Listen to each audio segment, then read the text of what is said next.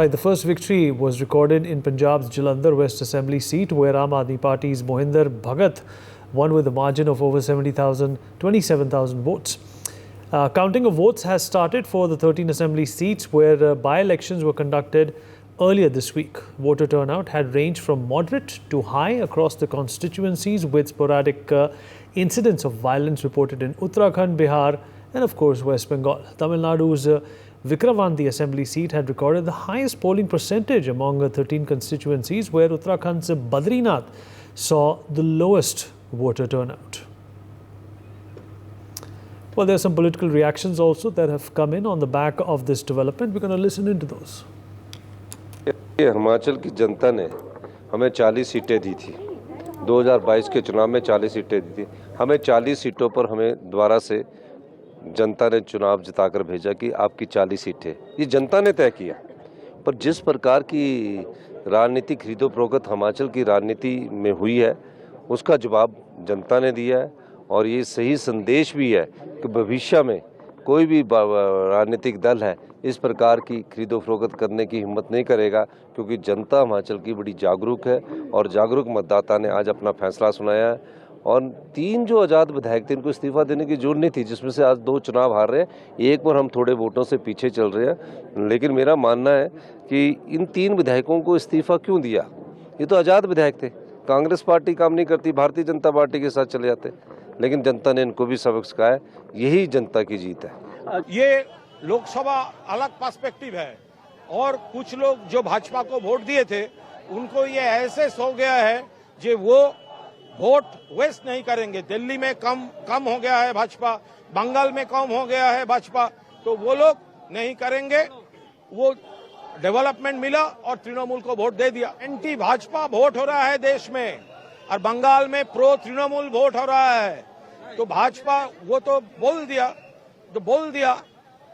दिया ममता दीदी, खेल शुरू हो गया। दिल्ली का मोदी सरकार ज्यादा दिन नहीं रहेंगे, इंडिया आ रहा है, India will form the government, India आ रहा है और उसमें तृणमूल का जो रोल होगा वो बहुत सिग्निफिकेंट रोल होगा। ट्रेंड है जो लोकसभा चुनाव से शुरू हुआ और अब आगे बढ़ रहा है। आने वाले जितने भी चुनाव होंगे लगभग भारतीय जनता पार्टी हारती चली जाएगी। ये हार का एक ट्रेंड शुरू हुआ है। 14 में हमारे लिए शुरू हुआ था, हमने देखा उसके बाद हम कई चुनाव हारे। अब वही हाल, उससे भी बुरा हाल भारतीय जनता पार्टी का होने वाला है। देखिए, आम आदमी पार्टी को एक वरदान मिला है कि जो भी आम आदमी पार्टी को धोखा देगा उसको जनता बुरी तरीके से चुनाव में हराएगी, राजनीति उसकी खत्म हो जाएगी। एक नहीं अनेक उदाहरण उठा के देख लीजिए आप। कोई तो मुख्यमंत्री बनने बीजेपी में चला गया था, अपनी सीट नहीं बचा पाया। तो इसलिए इतिहास उठा के देख लीजिए, जो भी आम आदमी पार्टी छोड़ के बीजेपी में गया उसकी राजनीति खत्म हो गई। रिंकू गए, चुनाव हार गए, ये शीतल गया, ये भी चुनाव हार गया। तो इसलिए आम आदमी पार्टी एक परिवार है, सब लोग साथ में रहिए, मिलजुल कर रहिए, संकट के समय में एक साथ रहिए। बड़ी से बड़ी लड़ाई हम लोग जीतेंगे। तो इसलिए ये जो चुनाव हुआ था ये बीजेपी ज्वाइन करने की वजह से हुआ था।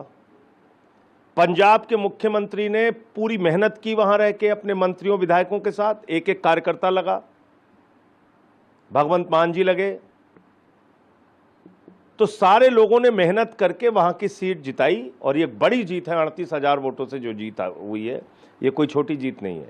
इसलिए पंजाब के मुख्यमंत्री को, एक एक कार्यकर्ता को, आम आदमी पार्टी को मैं हृदय से इस बड़ी जीत के लिए बधाई देना चाहता हूं और अपने कार्यकर्ताओं को और अपने साथी विधायकों, सांसदों, मंत्रियों को एक ही संदेश देना चाहता हूं।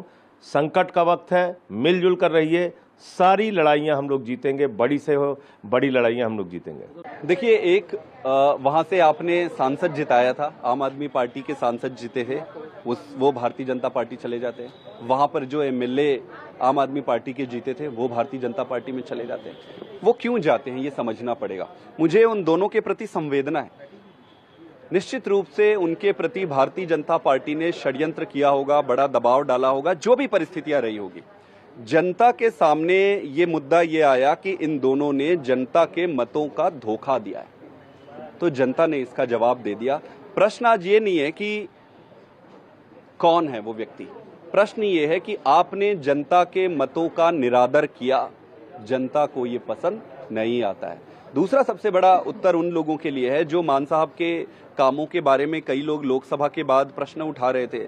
देखो 75 साल में जो काम नहीं हुए, 2 साल में जब आप व्यवस्थागत परिवर्तन लाने का प्रयास करते हो, भाई अगर सिर्फ चुनाव ही अगर उद्देश्य होता तो छोटे छोटे ऊपर के काम कर लेते, लेकिन आम आदमी पार्टी व्यवस्थागत परिवर्तन लाने का प्रयास कर रही है जो आपको थोड़े दिन में दिखने लगेंगे। तो ये उनके काम का भी मुहर है और उन पर विश्वास है जनता का कि भगवंत मान साहब अभी अच्छा काम कर रहे हैं। एक सबसे महत्वपूर्ण बात जो आपको जाननी चाहिए कि भारतीय जनता पार्टी ने ये चुनाव थोप कर अरविंद केजरीवाल जी को छोटा करने या ब्रेक करने की कोशिश की, जैसे वो चारों तरफ कर रहे हैं।